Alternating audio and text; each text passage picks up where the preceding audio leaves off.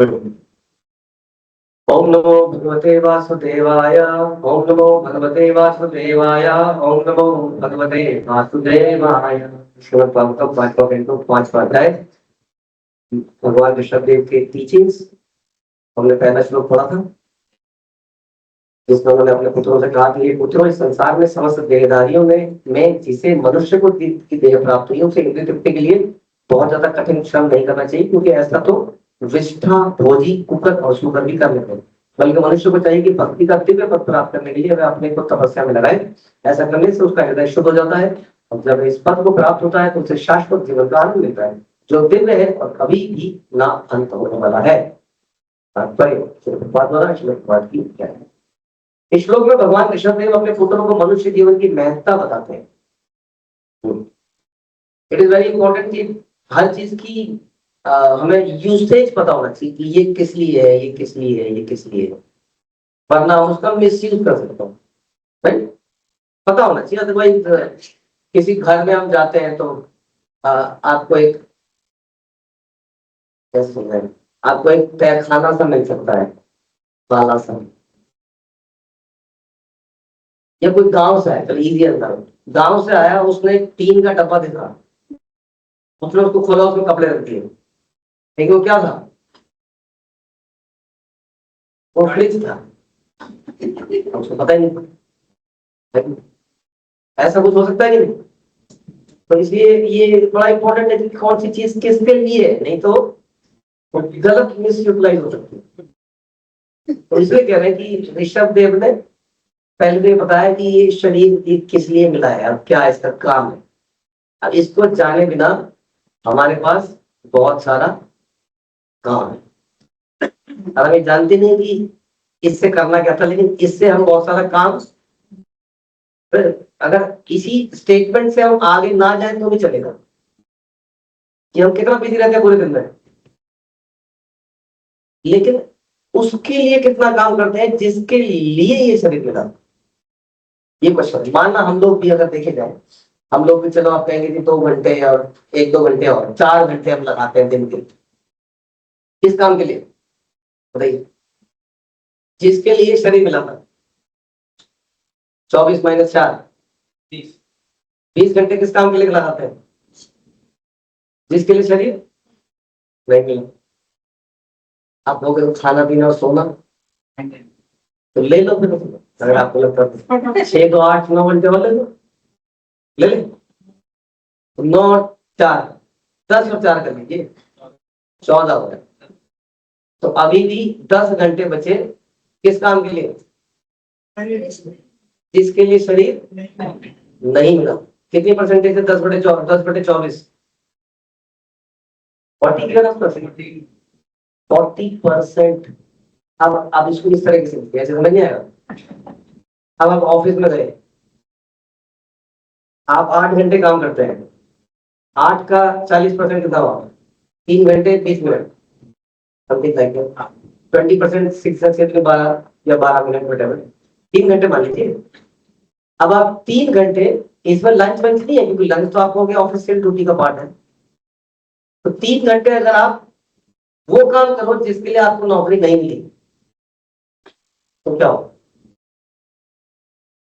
क्या होगा, तो होगा क्या ही बताइए, आउटपुट निकाल दिया जाएगा। पक्की बात है। कितना टाइम टॉलरेट कर सकता है आपका एम्प्लॉयर, लगभग आधा 1 घंटा, आधा 1 घंटा, पौना घंटा मान लीजिए, कोई परसेंटेज निकाल लें, 45 10%, 5%, 8-9 घंटे का 5%, तो 5% 24 घंटे का कितना होगा, 1 घंटा कुछ मिनट, 1 घंटा कुछ मिनट हो गया ना, 8 मिनट 20 मिनट। तो हम उन कार्यों के लिए जिसके लिए शरीर नहीं मिला है 1 घंटा 20 मिनट लगा सकते हैं, तो हमें निकाला नहीं जाए, लेकिन हम कितना लगा रहे हैं, 10 मिनट। आप सोचिए तो हमारे साथ क्या होने वाला है, हमें शरीर से निकाले जाने वाला तब बस जल्दी। अभी वो माता जी बता रही थी कि उनकी जान पहचान में वो लंबे चौड़े उनके थे, वो 55 पता नहीं 50 साल के, कह रहे हैं पूरे दिन में सही थे, शाम को चाय पी और चाय पीते पीते पीते गाँव से गिर गए। नॉर्मल आदमी है, कोई आज तक कोई रिकॉर्ड नहीं बीमारी का, और चले गए।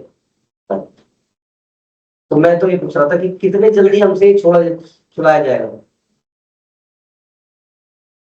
कभी। तो हमें दिया क्या जाएगा जिसके अनुसार हम काम कर रहे हैं, जो कि ऋषभ देव ने क्या बोला, कौन है वो?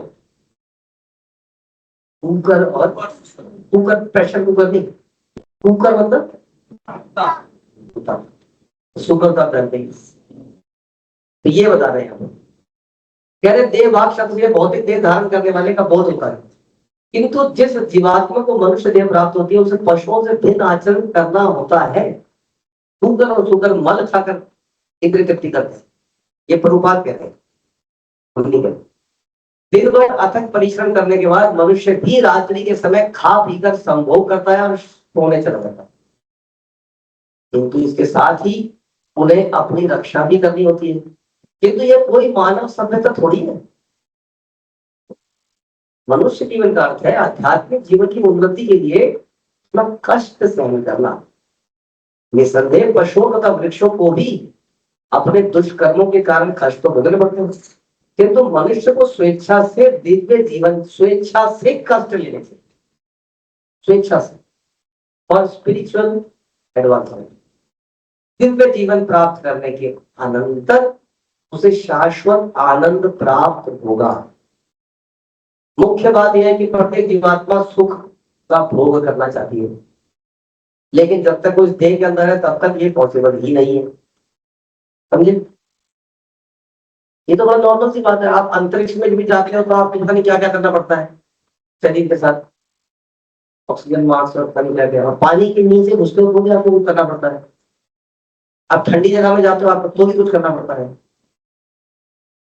तो इस शरीर को भोग करने के लिए उपयुक्त नहीं है कुछ। क्या होती है वो कार के साथ एक्सेसरीज, कुछ एक्सेसरीज इसके साथ हर जगह लगानी पड़ती है, तब जाके आप एंजॉय कर पाता है आदमी। आदमी उड़ना चाहता है तो उसके साथ वो कुछ पंख से लगाने पड़ते हैं, तो उसमें कुछ हो जाए तो फिर क्या होता है, राइट? तो यानी कि उड़ने के लिए, पानी में जाने के लिए, भागने के लिए, हर चीज के लिए, भागने के लिए फिर हमें कार की जरूरत पड़ती है। अब मैं सोच रहा था, मेरे दिमाग में इसे विचार आ रहा था कि अब तो हम बहुत आगे निकल चुके हैं, लेकिन क्या ये उचित सभ्यता है कि हम किसी वाहन को या किसी भी चीज को इतना तेज चलाएं जिससे टकरा के किसी की मृत्यु हो सके? तो क्या क्वेश्चन तो कि क्या ऐसे इंस्ट्रूमेंट का इन्वेंशन होना चाहिए? अब कितने एक्सीडेंट होता है डेली, तो हम कहते हो कि सड़क पे ध्यान से चलो, बट आदमी तो मर गया ना वो। कुत्ते बिल्ली तो खैर कितने ही दिखते हैं मर गए, नहीं? अब इसमें क्या है, आदमी कहते हैं मैं तो चला ही रहा था अपनी स्पीड पे, कोई अचानक से आ गया। अब ये बैलगाड़ियों से क्या एक्सीडेंट हो सकता है? मुश्किल है। ये सजीव है तो, जैसे इवन घोड़ा है, इनके आगे कुछ आता है तो ये करके खड़े हो जाएंगे, लेकिन वो जाएगा नहीं, उसको रौंदता हुआ नहीं जाएगा। और ये पेमेंट में कुछ गरीब है उनके ऊपर से चढ़ता हुआ घोड़ा नहीं जाएगा, इनको सेंस होती है एकदम से, ये चढ़ते नहीं है। तो क्वेश्चन ये कि क्या ऐसी इन्वेंशन होनी चाहिए, लेकिन समय नहीं है खुले का हमारे पास। तो मुझे तो देखा लगता है कि व्हाट इज दिस, सब नकली है एक तरह देखा जाए।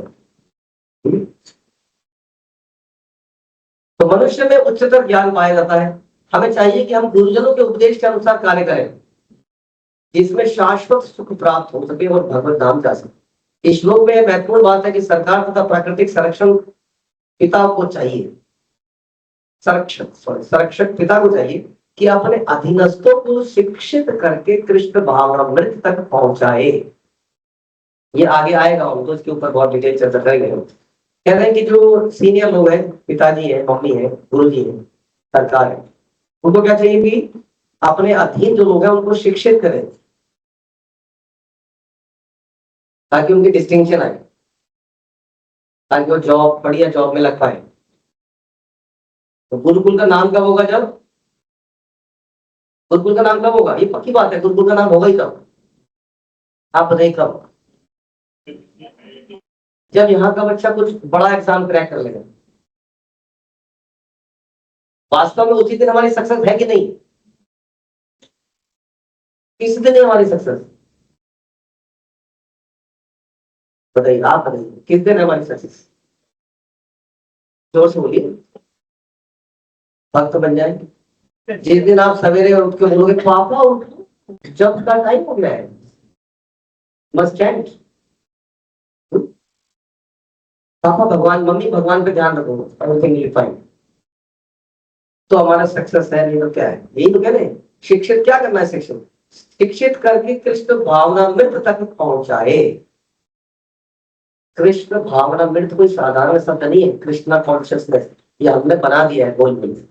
तो बात करें, कृष्ण भावनामृत तक पहुंचाना है। अमृत लगना चाहिए, दंड नहीं लगना चाहिए। अच्छा, शांति की क्लास है, हमने बंद ही कर दी कई बच्चों के लिए। हमने कहा ऑप्शन है, इसको आना है, आओ नहीं आना। अमृत नहीं लगना उसको, क्या करें? बहुत समझा लिया लेकिन उसको लग रहा है कि दंड है। इसलिए कई सारे बच्चे जो आसपास रहते हैं, लेकिन तो दंड में क्यों जाना है? ऑप्शन होना चाहिए, दंड है लेकिन बट दिस वाज द बात बता रहे कि उनको कृष्ण भावना का अमृत, उनको लगे ये अमृत गहरा है, अमृत तो पीना ही है। ऐसी स्टेज तक पहुंचाना ये हमारी जिम्मेदारी है।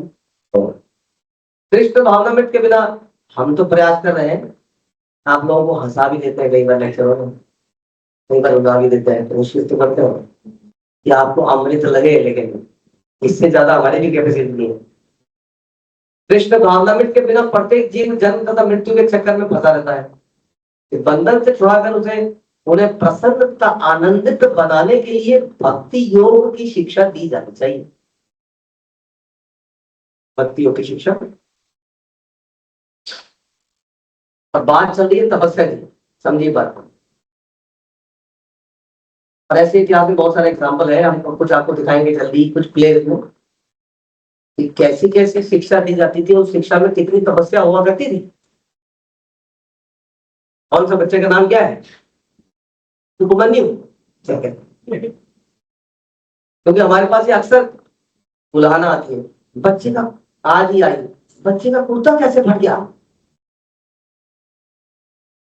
हमारे पहले भी स्कूल में प्ले होते थे, 200 लोग प्ले करते थे, कुर्ता थोड़ी पड़ता था। हम तो बस में, जब डीटीसी बस में जाता था तो कई बार मेरी कमी अटकी रहती थी, तो कमी हो जाती, वो इतनी भीड़ होती थी कि क्या ही बताया, उसमें से निकलते निकलते फट जाती थी स्कूल पहुंचने से पहले ही। और चलते चलते हमारे, तो सच्चाई बता रहे हैं आपको, हमारे जूते के नीचे छेद होते थे कई बार, छेद वाले जूते पहन के जाते थे, तो बरसात में कई बार महसूस होता था पानी अंदर आता जूते के नीचे। और जुराब का अंगूठा हमारा अक्सर फटा होता था, तो पब्लिकली जुराब उतारने में हमें शर्म आती थी। ये सच्चाई बता रहे हैं जो हमने किया है।